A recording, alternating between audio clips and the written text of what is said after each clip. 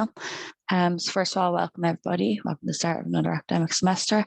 So in the session, we'll be looking at our TEL resources, how you can access, log into Canvas, how you can find and set up your module, how to upload your learning materials to it, how to communicate with students. And we'll have, as Roisin said, short explanation for Zoom at the end as well. So yeah, first of all, the first thing we do is logging into Zoom is first thing, logging into Canvas, first thing I'm going to do. So we can go into cit.instructure.com and you can log in there. So you can use your same email and password that you use for all your MTU applications, just to be sure that you're using your @CIT email, not your @MTU. So then the first thing, then Canvas can be accessed either from the desktop or it can be accessed from the mobile app. So the mobile app is called Canvas Teacher and that can be downloaded from any app store. So once you log in, the first thing you'll see is your dashboard. So let's just view here. You'll have a list of your published modules and your unpublished modules available to you. So if you go in and you see something here that you think should be on your dashboard, so module that you're teaching on that you can't find, the best thing to do if you don't see it there, you can check modules, and if you don't see it in any of this list here, you can go to all modules and it should be here. If it's still not showing there, you'll need to just contact web for faculty at cit.ie just to make sure that you're enrolled against that module. So then just like a quick little overview here. So you have a menu here. So this is your account. If you had any notifications, so sometimes the notifications get pushed out on a higher level. So you might get some updates or just important announcements that you need to see here, notices, etc. So once you read them, there'll be a little X here, so you can click off them and then it'll come back to this view here. So yeah, once you go into our modules then, so you can click in, and the first thing you'll need to check is whether it's unpublished or published. So at the minute this one's unpublished, we can see here. If I want to publish it, we just click our publish button here. So the next thing then, so we want to, when you come into your Canvas originally, first thing you're going to want to do is populate your module with some content. So we have some more options here on the side, so you can look at these then and see what way you want to populate the content. So the first thing that we usually do is go into our unit section here.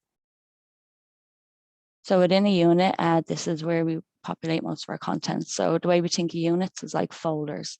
So if we can go up here, we can create a new unit or a new folder. We usually name this something like week 1 and give it a nice descriptive name. Just for now, I'll just call it week 1. And so you can see here it goes in as like our folder heading. Then what we want to do is we can populate this with our actual content for the class.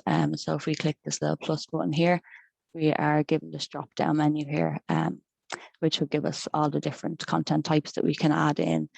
So for example, if I have a file I want students to read, I would click to upload a file, create a new file, and then I can just choose to upload my file here. And that would be displayed here. And then something important that you need to know is that you need to keep your unit published then in order to let everybody see the content that you're showing them. Sorry, another important thing to mention just about this side menu here. So we have the dashboard, which I've just shown you. You have your modules, which I've shown you. You have your calendar here, which you keep updated with any Zoom sessions or just anything you need to kind of keep tabs on, so assignments, etc. You got your inbox here for any notifications or important updates. History, you can see all your history. Shared comments for there's certain things we can create in H5P or question banks, we can share them all to Commons. And then we have the help section here. So within the help section, we have ways, we have tier 1 support. So this is like 24/7 access for staff and students if you need help. So there's a couple of ways to do this. You can submit a ticket to them first. So that's like submitting an email and somebody will get back to you. But there's also a web chat option, and there's a phone number there. It's toll free that you can call. So it's 24/7 support if you ever need it. And then of course, if you need to contact us, if it's something urgent or that you think that we can help with, you can also submit a ticket to us at TEL team as well. Yeah, so I think that's everything I kind of wanted to go through there. Roisin, I might pass over to you. If there's anything I left out, feel free to throw it up there as well. Okay, thanks, Lauren. That's fine. So what I'll do is I'll just share my screen here and I'll just jump into the same module that Lauren is in at the moment. Thanks, Roisin. Okay, so as I said as well there in the chat, if you have any questions as we go through this, just pop them away into the chat or into the Q&A box there as well. So what can often happen here in MTU is that you might be sharing a module with another lecturer. So this is kind of a good example of how that might work, where you could come in here and you could see that another lecturer has already kind of populated some information for whatever part of the course that they are actually working on. So for instance, Lauren here has put in week 1, and I'm just going to refresh that there now. So say if I want to put in any content related to my topic or my part of the module as well, I can work away doing that. So if she has week 1 here in terms of the units, what you might see as well is that lecturers might put up units based on topics, or they might have, week 2, Roisin, week 1, Lauren, things like that. So I'm just going to create another unit there, and I'm just going to call it week 2. And I'm just going to put my name against it. Just what you want to remember as well when you're kind of creating you're setting up your module for your lectures or for your classes is to kind of consider from a student's perspective. So try to guide them to the content as clearly as possible. It's sort of best practice in the sense that we've been sort of suggesting it to lecturers for the past number of years, that this is kind of a good way to kind of organize your units. There are lecturers, of course, who would prefer to do it based on topic or another way of organizing the content. Whatever you feel is best in terms of getting that content to your students, it's really up to you. You might find you need to kind of guide first year students a little bit more because they mightn't be as familiar with Canvas, but you will find that students in later years, they're kind of more familiar with going to the units to find their content, or going to pages or something like that, if that's how you choose to set up your content. So if I want to kind of add a file here to my week, so I'm kind of ignoring what Lauren might have done over here because that's related to her side of it. So I can just click here, as Lauren has shown already. And I'm going to choose a file. I've already uploaded a file to the file section, so I can choose that here, or else I can upload a new file by creating file here. So I'll just choose another file from my computer.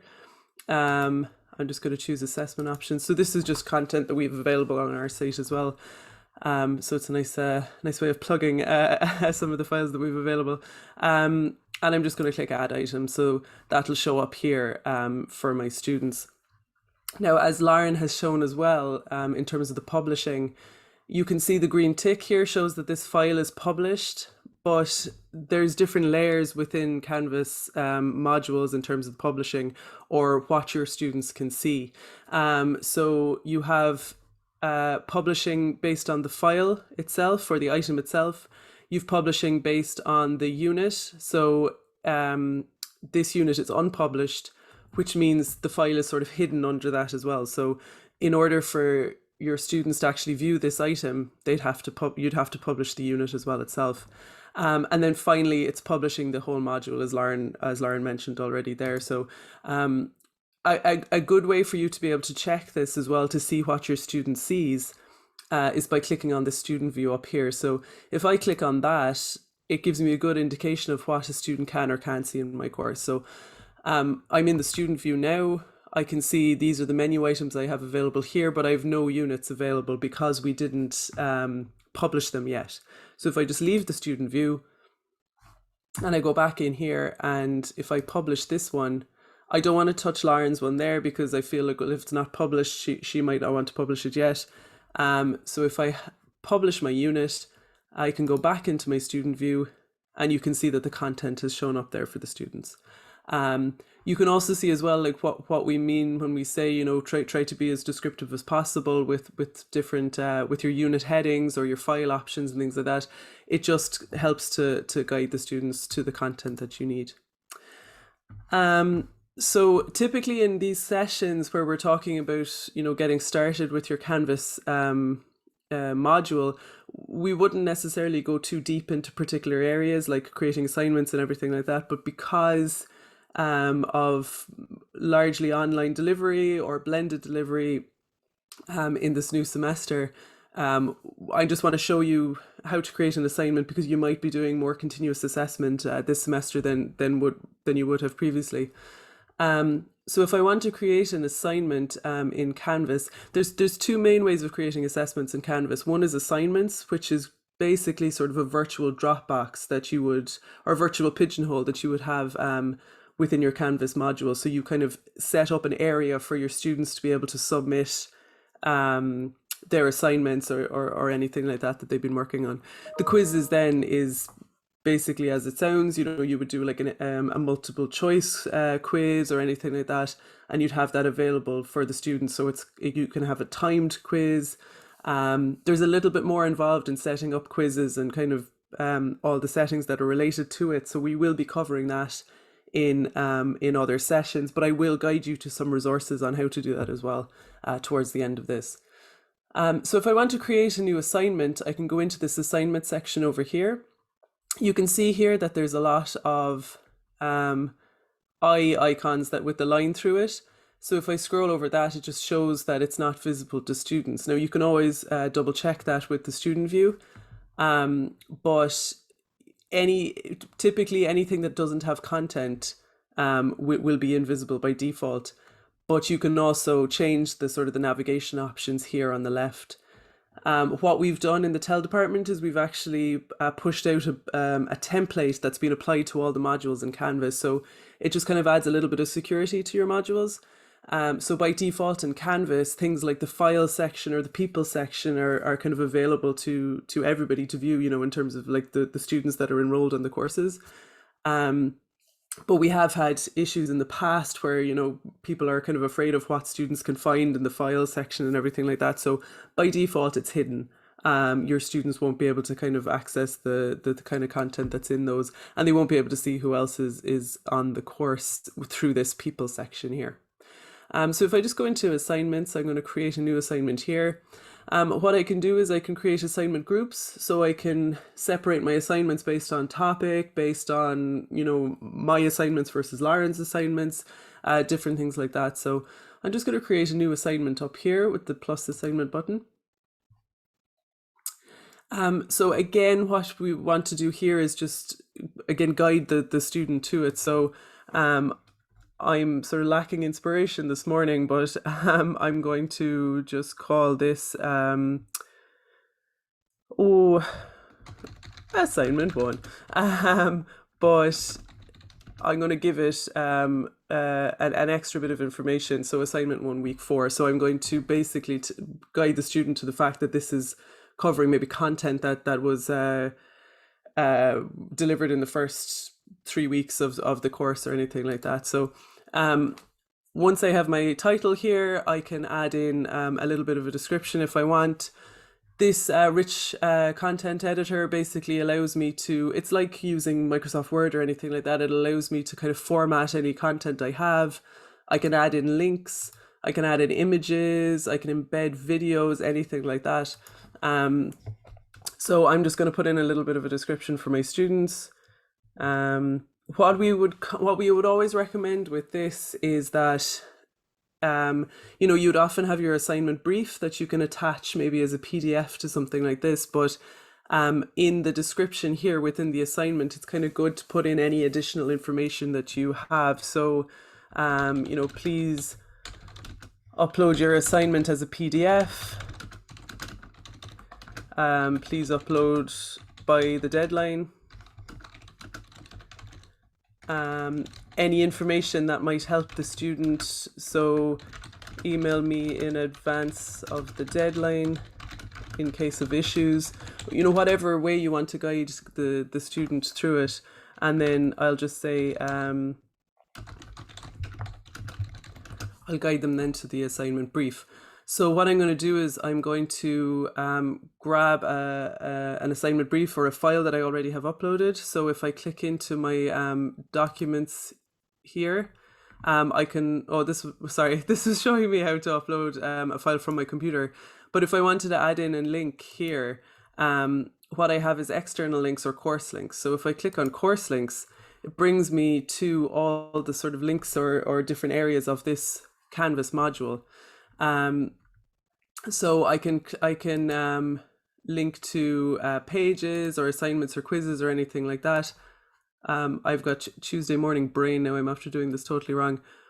What I'll do is oh, here we go. Sorry. So in my documents, I'm going to go to my course document. So here what I clicked on previously was upload document, but what I have here is my course document. So these would be any files that I've already uploaded. So if I've already uploaded my assignment brief to my course files, if I click on course files there, I can link to the file that's already been uploaded. And that will embed it right there within the description. Coming down here, then we have the points available for this assignment. So I'm just going to put it in as 100 points. Here's my assignment group. So I can create a new group and I can call this Roisin Assignments and add group. So that just categorizes the assignments. It's more for an admin perspective from the lecturer's point of view rather than from the students. Display grades as points. If I want to just put this in as, if it's not related to continuous assessment or anything like that, I can tick this so that it doesn't count towards the final grade. Down here then under submission type, you have a few different options. By default, it's set to online, and that's important because if it's set to no submission, that would typically be for sort of in-class assignments where a student might be actually handing you something at the end of it physically, because it doesn't create a space for the student to actually upload. Whereas if you have online, this would typically be the most used one, online. This creates the space for the student to submit their work. So what I'm going to do is I'm going to click on file uploads. I might click on media recording. So a student might be able to submit a recording to me. They could send me a URL or they could just type in their assignment. Typically file upload would be the most common one where they're actually submitting a PDF or anything like that. In terms of submission attempts, I'm going to keep it as unlimited. You do have the option to limit it to one submission or two or things like that. The one thing I'll say about this is that if you limit it to one attempt, it does mean that if a student runs into any difficulty, you'll have to go in and you'll have to give them the option to submit another one. We all know mistakes can happen. Someone might upload the wrong file or things like that. So typically we would kind of recommend maybe 2 or 3. Just to keep things, in terms of admin, just keep things a little bit lower. There's the option as well to add plagiarism detection to it. I won't go into this today because Dara is doing a session on it tomorrow, but we do have the plagiarism detection software original, formerly Urkund. So that's integrated quite deeply into Canvas. It's just a matter of adding it here when you're setting up a regular assignment. So it's quite easy to use in that respect. I'm not going to keep it as a group assignment. I'm not going to click on peer reviews here. And I'm just going to look down here to my due date. So I'm just going to give this a due date of October 8th. I can set the time to it as well. By default, it puts in end of day. So if I want to say 11 a.m. or something, so I click on done. There's also the option to add an availability. So with your due date, students, if you have the set deadline or the due date and time for it, students can submit after this has passed, but it'll be marked as late by Canvas. The availability determines if students can actually see or access the content. So I might say that I want this assignment to be available from Tuesday because I want to discuss it on Monday in class or something like that.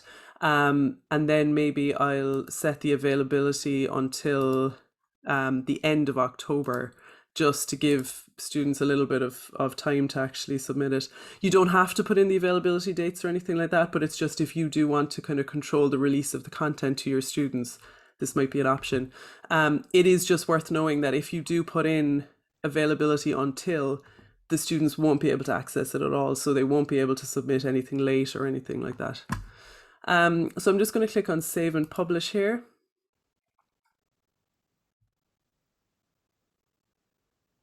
Okay, so that's created my assignment, and this is essentially the view that a student will have here. What I'm going to do is I'm just going to go back to my units, and I'm going to create another unit called week 4, add the unit, and I can click here again and I can add my assignment there. Now what I can do, because it's unpublished here, it means that the student won't see it until I want to actually publish week 4. It is worth noting as well, though, that if I pop into student view here, because I've created an assignment, this menu item shows up here as well. So a student, even though I've hidden it in my week 4 units, a student can come in here and have a look, and they'll see that it's not available until the 21st. They'll see the due date, but they won't be able to actually access the content of the assignments.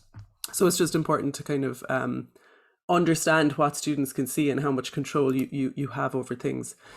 If I want to, I can get rid of this assignments menu here, but it depends on the availability settings that you have within your Canvas module. If you do want to change the navigation, you can go into settings, up here to navigation, and you can just simply drag and drop items around the place. So I can maybe hide assignments if I want, but in this case, because I have the availability set for it, I'm just going to leave that menu item there. The next thing I just want to show you quickly is creating announcements in Canvas. So this can be a handy way of communicating with your students. If you create an announcement, so Lauren mentioned at the start kind of more global announcements that we might send out. So these would often be from our department, the TEL department. Any advisories that we'd have about Canvas, how it's working, maybe new items, things for people to note, they will show up outside in your dashboard. But if you wanted to create an announcement, you can target just the students who are enrolled on your course, or you can target particular students in your course. Maybe you have a cross-listed course where you're combined, you have a few modules combined. You can target maybe just a particular section in that. So if I go into my announcements here, what I can do is I can kind of say to my students, look, I have, you can make an announcement on a change of time for a class, change of classroom. It's particularly important, I suppose, coming into this semester where, people might be on campus certain days or anything like that. So what I would do is I would just come into announcements, click here, and I can set up a title and just a little bit of a message for the students. So what I can do is I can just say new assignment for my class.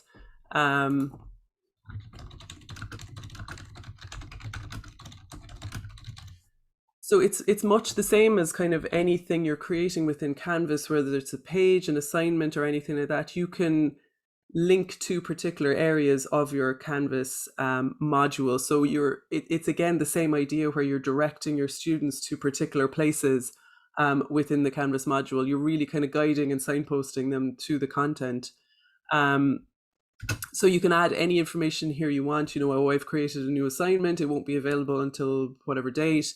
You can see the assignment details here, or I've added an extension to this assignment, anything like that.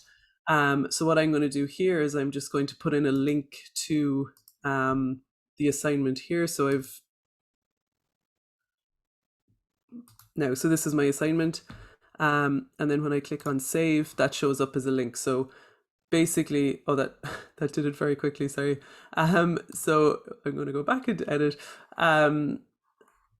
So I can put in the information here. I can post it to all sections, add an attachment if I want. There's a few different options here that we typically wouldn't be used too much in terms of like allowing comments or anything like that. But when I save it, which it sped ahead to a minute ago there, this is what kind of shows up for the students. So depending on the notifications that the students have set for their Canvas accounts, they will get an email about this announcement. So The notifications in Canvas, these are things that you can set yourself as well as a lecturer. They will allow you to have an email notification or a push notification on your mobile device immediately, daily, weekly, or never. So there's a few different options that you can set for those. But students will also see this kind of when they come into their Canvas module as well. They'll see the announcements up here as well. So you're kind of hitting the students in a few different directions in terms of getting information to them. What we often say to people, and we will do training sessions on particular ways of communicating with your students and everything like that, but it's a good idea to kind of let your students know at the start of semester how you will be contacting them so that they know what to expect. Some lecturers prefer to use all announcements within Canvas. Some still prefer to email, which is completely fine. But just let your students know what to expect from you and your module. It just kind of helps to cut down on any ambiguity or any issues down the line if people say that they haven't kind of seen bits and pieces. The last thing I want to show you is Zoom in Canvas. So Zoom is fully integrated into your Canvas modules. So it means as well that all the authentication happens through Canvas. As Lauren explained at the start as well, we're still using our @cit.ie email addresses for Canvas and Zoom, and students are using their student IDs for it as well. So it's not on the MTU system yet. But if you're logged into Canvas and you click on the Zoom menu over here, it basically allows you to kind of create a Zoom session within your Canvas module, and that gets attached to that Canvas module.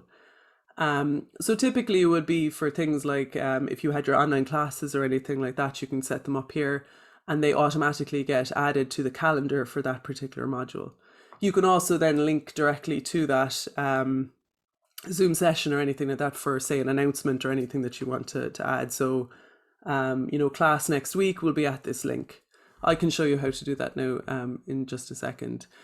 What you also get as well with the Zoom integration in Canvas is that if you are recording your meetings or your classes or anything like that, they automatically get recorded to the cloud then. So when your students come into Zoom in this Canvas module, if they go to cloud recordings, any ones that were automatically recorded to the cloud will show up there so that the students will be able to access a class to view the content again, or maybe they missed the class and they'll have it available here.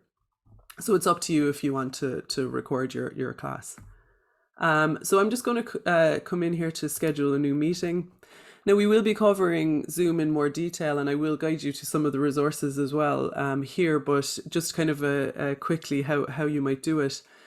By default, when you create a new Zoom session, it will come up with the title of your module. So this is the title of my module here, TEL New Media.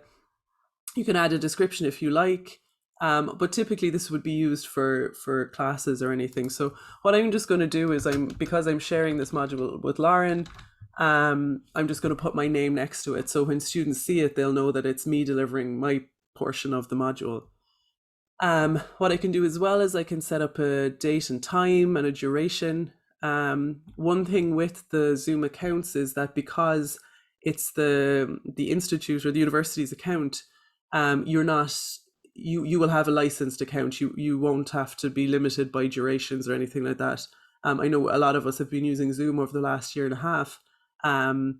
But if you had a basic account, it does limit your time, whereas with these, they're licensed accounts, so you won't be limited in terms of time.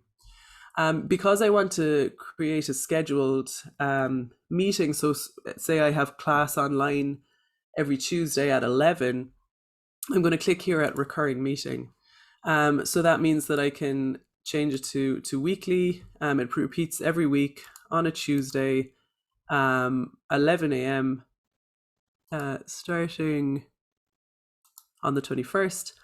And then I can end it after a certain amount of time. So say I want to end it after 13 occurrences or something like that, like for the semester, I can do that. I'm not going to require registration. That just means the students have to kind of sign up for it. So this would be typically for if you were doing maybe an online event or anything like that, you could have registration here. I'm not going to add a passcode. There is by default a waiting room when you go into when you set up Zoom accounts here in MTU. It basically means that it's just added security basically. So when you start your Zoom session, you have to admit people into the room. The other options here as well in terms of security is to allow only authenticated users to join the meeting. So that means only MTU Cork students and staff. So any of your students who have actually accessed Zoom through Canvas or have logged into Zoom using their university credentials. So you can see here we've the CIT.ie, Chagisk, NMCI, mycit.ie, but it's also an option to add all authenticated users. So this would be if you have an external speaker, maybe you have a guest speaker showing up for it for the session, you can change it to that. So it allows somebody with the link to come in. So it is very often the case that you might have a guest speaker or something coming in. So if you set it to this, they need a Zoom account, but they don't need to have an Institute Zoom account. By default as well, the host and participant videos are off. People are muted upon entry. They can't join before the host. But also here's your option as well in terms of being able to record the meeting automatically to the cloud. I'm going to leave it off for now because you can also press record when you're in a session as well. So there's, you have a few different options if you do forget to set this. And I'm just going to click on save here. So what that does is just sets it up, gives me the option to add it to my own calendars. But here it has the join URL. So what I'm going to do is I'm just going to grab that. I'll just take the whole lot. So when I grab that, it means that I can share that link then with somebody else. So I could create an announcement with it. So I can go into my announcements again and just very quickly, if I wanted to paste that, students can then see the link straight away. So I'll just do that very quickly. And click on save. So that's just the URL for that particular meeting. When you're in Zoom itself, I can't actually show you the interface because we're in Zoom right now for this training session. So I just have some screenshots that I just want to show you. As I was saying, like maybe a lot of people are used to using Zoom, but it can be a little bit intimidating if you're using it for your class. When you first log into Zoom, you'll get this box showing up if you want to join with computer audio, unless you have it set to automatically allow it. This will stop showing up. But basically, this is one of the first things you click when you start your Zoom session. Join with computer audio. You'll see you have a panel down here with the video and audio settings over here on the left. Because you'll be a host, you also have additional information here. There's some security features that you can customize when you're in here. You can also share your screen. You can view the chat and the participants. You can record. You can do a bunch of other things that we'll cover in other sessions. I mentioned the mute and I mentioned the audio and the video settings down on the left. So these are typically down here. So once I click to join with computer audio, I can toggle these. So I basically just click on the icon to toggle between my video turning on and the audio turning on. These little arrows here as well, they give me the option to choose different mics or different cameras, but they also they give you an option as well to test your settings. So you can go in and you can actually just do a quick test of the audio setup that you have before your meeting. It's something that we just kind of suggest that people do at the start of class is just ask people, ask your students, can you hear me? If you want to pop it into the chat or add a reaction, which is basically like a thumbs up or something like that just for them to let you know that they can hear you okay. If you click on the participant panel or the chat panel down there, they can pop up at the side here. So you will see all the participants that are in the session and any chat then that kind of comes up here on the right hand side. I mentioned that there's a waiting room by default with it. So when a student enters the waiting room, you could admit them. Now, if you have a number of students in the waiting room, there is an option to admit all. So you can just kind of click that, and it just has everybody come into the session. So you don't have to do it one by one. But you will get the notification up here, and you will get it over here on the participant panel. You'll also see a little red dot here down at this point. So there's a few different ways that it will let you know that there's somebody waiting. Again, you can just use the chat box here if you wanted to send a message to your students. It's up to you whatever way you want to work your Zoom sessions. You can have your students use their microphones. You can have them just use chat. You can ask, if they want to put on their video or not. Some students may not want to. It really is up to you how you want to run your sessions. If you want to share your screen as well, you can click on the screen icon down here, and that gives you a bunch of different options. There's a whiteboard here. If you've a couple of different monitors, you can choose which monitor you want to share. You can share applications or different things like that. So there's a lot of different options available.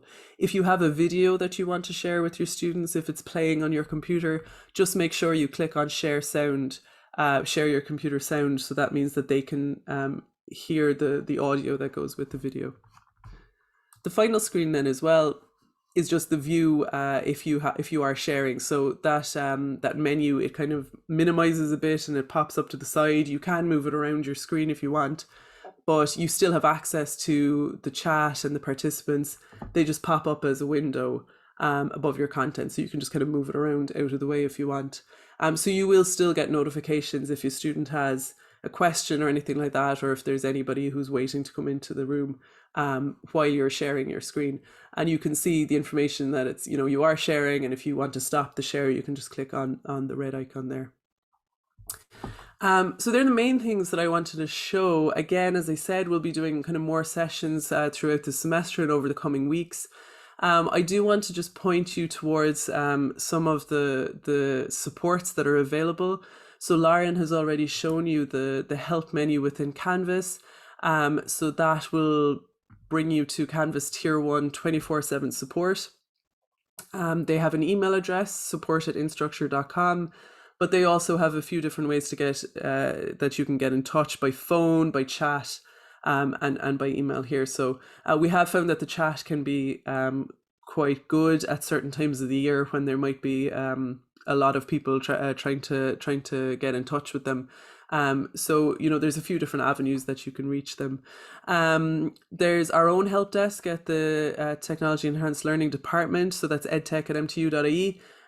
So if there's any kind of specific questions that you have about any of the EdTech tools or about Canvas or Zoom, you can get on to us there. The Canvas Tier 1 support and our own help desk and service desk as well down there, they're all available to students as well. So if students have any issues accessing modules or any issues with different things like that, there's a few different places that they can go to for help. Our own site as well has different supports available. There's resources on Canvas, there's resources on any of our training, there's different supports as well. There's also login links directly to Canvas and Zoom. In our support section as well, we have resources available for staff and students. If you go into the staff one, it'll bring you directly to a few different places. So there's an assessment handbook with information on that. There's different checklists as well available. You have links to our knowledge base, which has a huge range of articles that are related to particular issues that people might have, or just guidance on how to use Canvas and Zoom.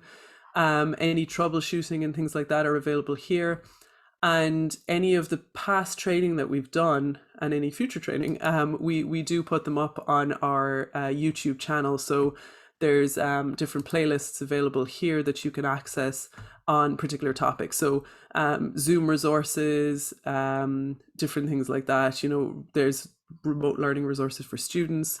There's more specific resources then as well available for Canvas itself.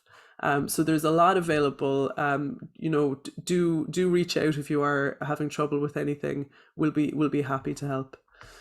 So that's everything that we wanted to cover here. I'm just going to stop my share now. Does anyone have any questions at the moment that we can try and answer?